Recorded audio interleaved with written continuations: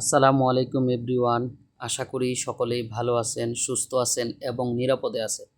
আজকের ভিডিওতে আমরা জানব ডায়ালাইসিস কী এবং ডায়ালাইসিস কেন করতে হয়। ডায়ালাইসিস হলো এমন একটি চিকিৎসা প্রক্রিয়া যেখানে কৃত্রিমভাবে রক্তকে পরিশোধন করা হয় যখন কিডনি এই কাজটি করতে পারে না। সাধারণত কিডনি আমাদের শরীরে বজ্র পদার্থ এবং অতিরিক্ত তরল বের করে দেয়, কিন্তু কিডনি রোগের কারণে এই প্রক্রিয়া ব্যাহত হলে ডায়ালাইসিস করতে হয়। ডায়ালাইসিস সাধারণত তাদের করা হয় যাদের কিডনি বিকল বা ড্যামেজ হওয়ার কারণে শরীরের বজ্র জমা হতে থাকে এবং রক্ত পরিশোধনের মাধ্যমে সেই বজ্রগুলোকে আলাদা করা হয়।